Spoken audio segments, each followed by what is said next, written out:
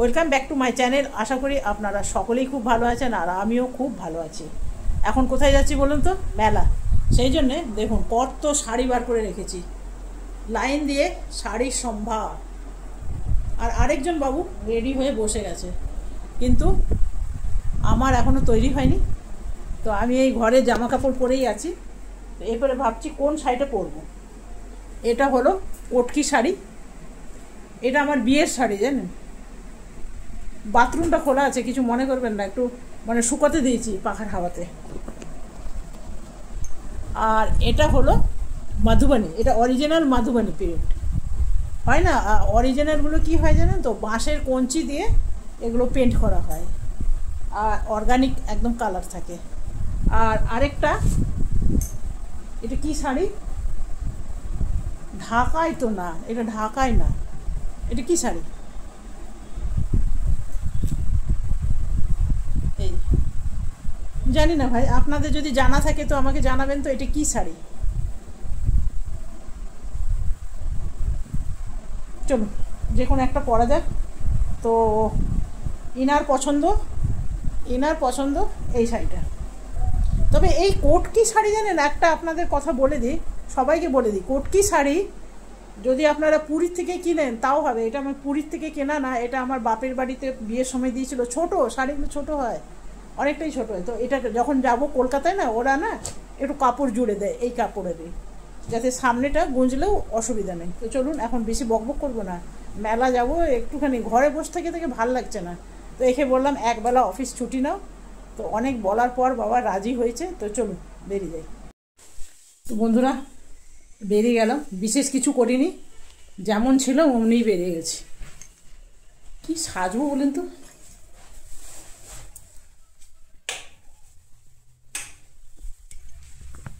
কাকে ডাকছিল রাজু? চলো গাড়িতে গিয়ে বসি। বললাম না ক্যামেরা করে দেওয়ার কেউ লোক নেই, কেউ না। কত কষ্ট করে ক্যামেরা করতে হয়।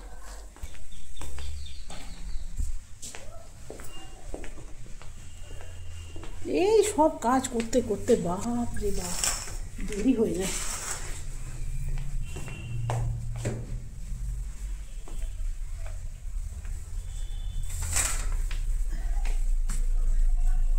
এগুলো টেনে দিয়ে যাচ্ছি কেন বলুন তো?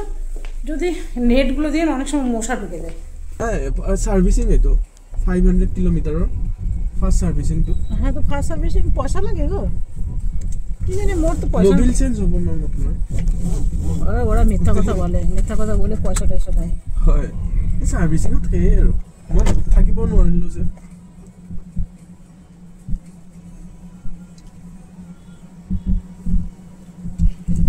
কেটা মানে কটার সময় বন্ধ হবে সার্ভিস সেন্টারটা? 6টা।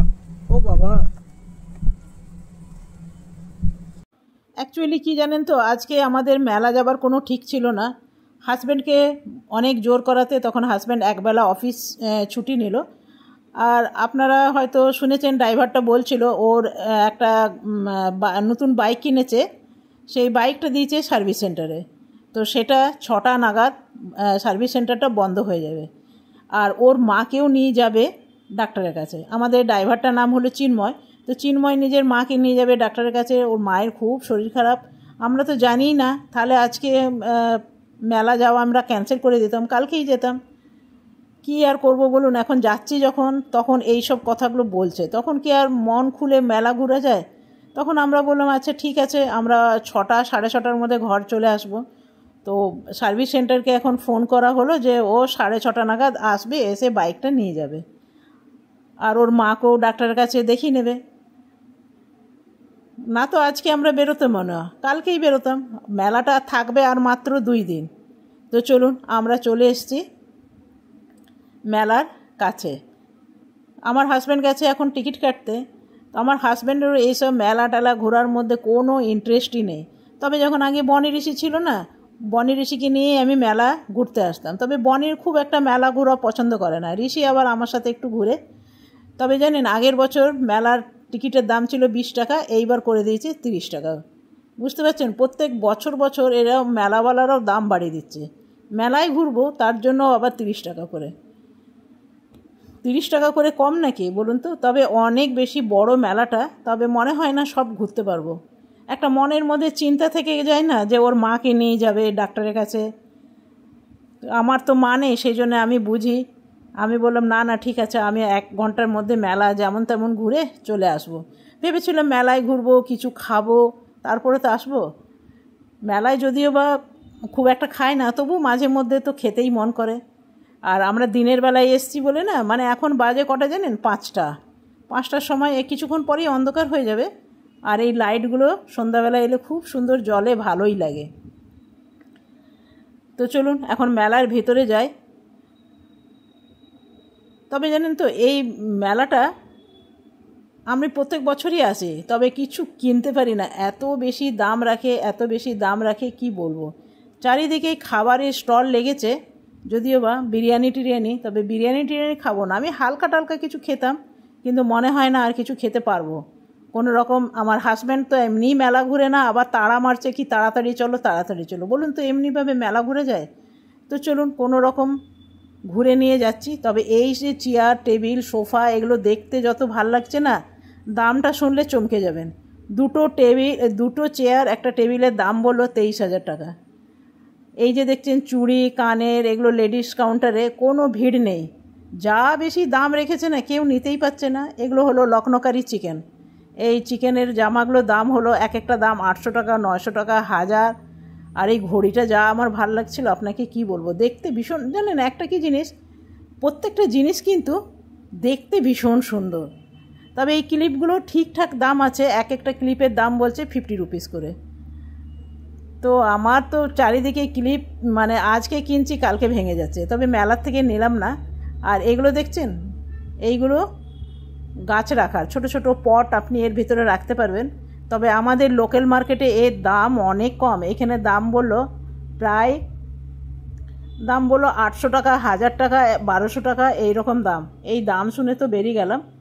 তবে এখানে কাঠেরও জিনিসপত্র আছে, যা দাম কোনো লোকই নেই, সব শুনছে বেরিয়ে যাচ্ছে।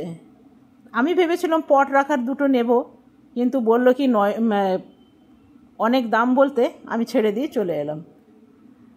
আর এই ব্যাগ কাউন্টারে দেখছেন ব্যাগের কি দাম। আমরা কলকাতা গেলে গড়িয়াহাটে এই ব্যাগগুলো কত সস্তায় কিনে নিয়ে আসি। আমাদের গুয়াহাটিতেও কিন্তু খুব সস্তায় পাওয়া যায়, এখানে যা দাম কিছুই নিতে পারলাম না। তো চলুন এবারে এগিয়ে যাই।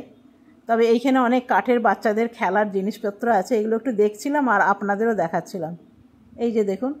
আর এটা কি বলুন তো, শুটকি মাছের আচার। আমরা তো শুটকি মাছ খাই না, তার আবার আচার।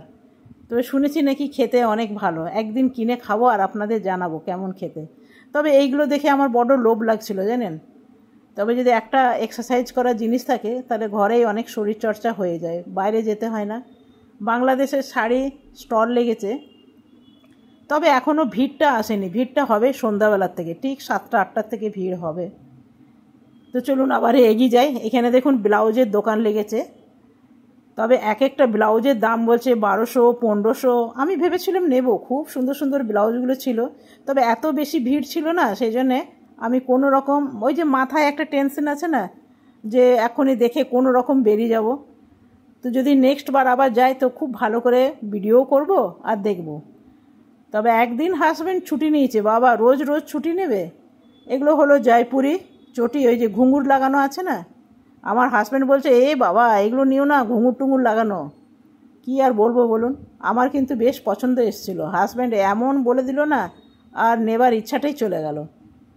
আমার হাজব্যান্ড ওই সিম্পল জিনিসপত্র পছন্দ করে, ঘুঙুর লাগানো ঝমর আওয়াজ করবে এসব পছন্দ করে না। তবে এই দোকানটায় এসে না আমি থমকে গেলাম, এত সুন্দর, মানে চোখে কল্পনা করতে পারবেন না। আপনারা নিশ্চয়ই মেলায় যান, আপনারাও বলবেন কত সুন্দর জিনিসপত্র জানেন।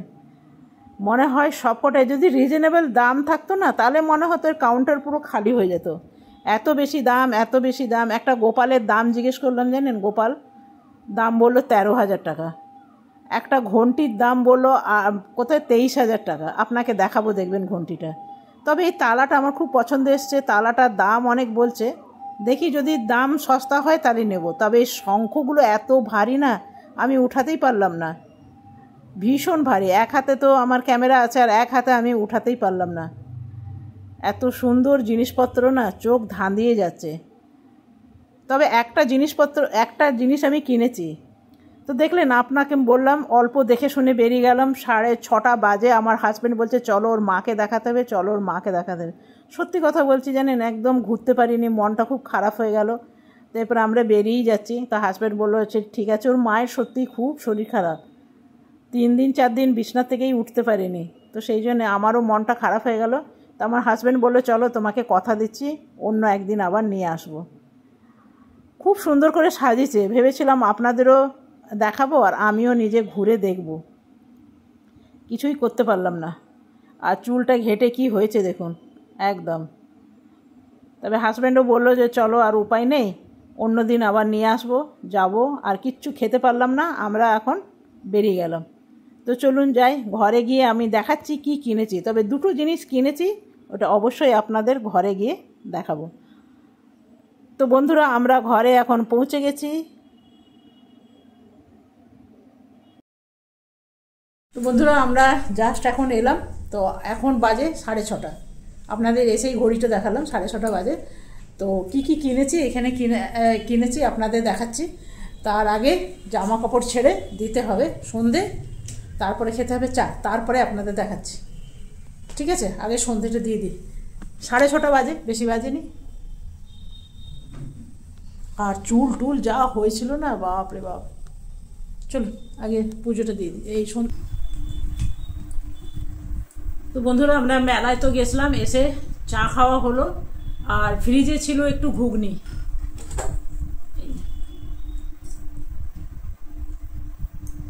ছিল, এই ঘুগনি খাওয়া হচ্ছে।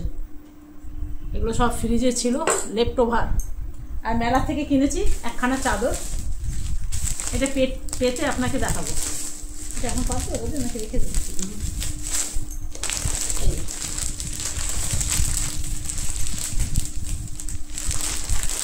এটা পেতে আপনাকে দেখাবো। আর এই একটা কি কিনেছি সেটাই আপনারা দেখাচ্ছে, দেখলে আপনাদেরও ভালো লাগবে। এইটা পেতলে দেয়নি কেন, তাহলে তা বেশি সুন্দর লাগতো।